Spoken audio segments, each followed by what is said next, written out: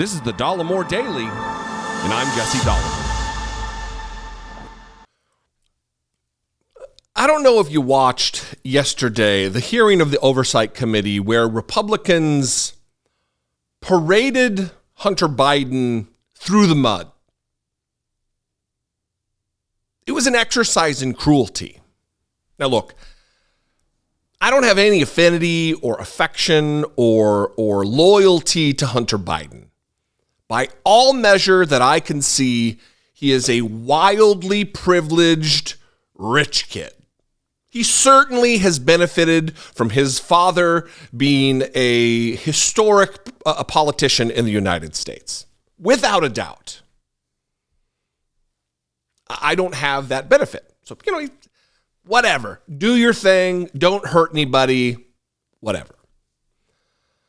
But what I witnessed yesterday was just cruelty on parade. Hatred on parade. The same thing that Republicans whine and complain about this is for political advantage. This is political persecution. They are doing to Hunter Biden, a man who, again, privileged and exceedingly wealthy, but has human struggles like anyone else. I don't think it's out of bounds to say that it's very likely that you at home, you right now watching me, have had addiction impact you or your family in some way, in some measure, at some time in your life. And you've seen the destruction that it causes. It is a disease, a pernicious disease that drives people into the dirt for their lowest moments. And the Republicans, for cruelty's sake, for politics' sake, took full advantage of that. For their investigation, for their oversight of the government, even though Hunter Biden's not in the government. And there's a few members of the committee who are rock stars relative to our current political landscape. Jamie Raskin is one of them. And he laid bare exactly what the motivations of Republicans were yesterday by explaining the facts, explaining what is going on, what went on with Hunter Biden. So if you're not fully aware of what took place and what this is about, I'm going to let Jamie Raskin, the brilliant Jamie Raskin from a neighboring community right here in the Washington, D.C. area, he's from Maryland, explain it in a way that really only Jamie Raskin can. Watch this brilliant moment from yesterday's hearing. So what happened? Well, the son of the sitting president of the United States lost his brother and then lost his way badly back in 2015. As too many families around the country know, drug addiction is a dark and powerful affliction. And like other addicts, Hunter Biden made foolish and criminal choices, including failing to pay his taxes and owning a firearm in violation of federal law. And he's now being held criminally accountable for it. His investigation began under the Trump administration. It was conducted by a U.S. attorney for Delaware, David Weiss, who Donald Trump appointed to his office and who Attorney General Barr chose for this assignment to conduct this investigation. In his final press conference in December of 2020, Attorney General Barr expressed full confidence in Weiss's work, saying it was, quote, being handled responsibly and professionally within the department, and to this point I have seen no reason to appoint a special counsel, and I have no plan to do so before I leave. Furthermore, Joe Biden never publicly questioned or challenged this prosecution. When it began, he did not decry it as a witch hunt by Donald Trump. He placed his trust in the fairness of the American justice system. When he became president, not only did he not use his power to halt the investigation, he kept in place Trump's handpicked U.S. attorney, Mr. Weiss, overseeing it, even though incoming presidents usually replace U.S. attorneys with their own appointees. And his attorney general, Merrick Garland, made sure that Mr. Weiss, appointed by Donald Trump, had full authority and resources to pursue this probe and charge it. However, and whenever he saw fit in any district in the country.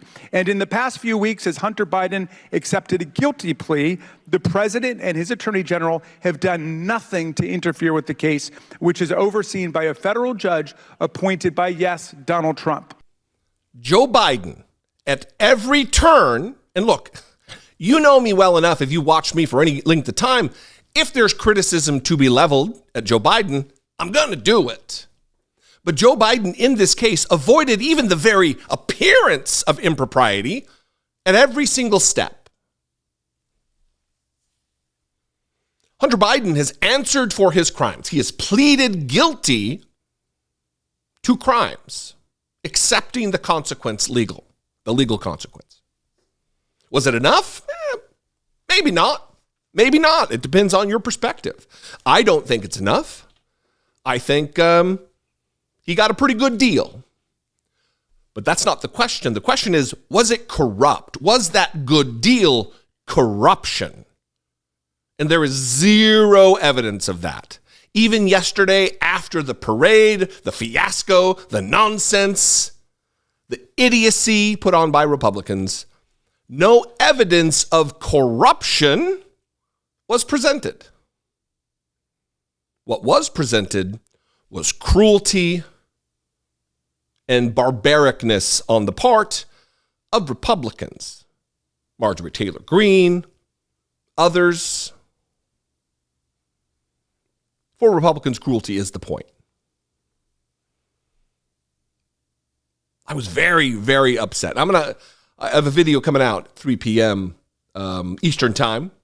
With Cliff Schechter, we talk a little bit about the Marjorie Taylor Greene nonsense, the criminality on display from a sitting member of Congress, chairwoman of the Chaos Caucus. At some point, the rest of America is going to have to get on board and understand that this is dangerous. That the projection party, the Republican Party, that every accusation is an admission is true.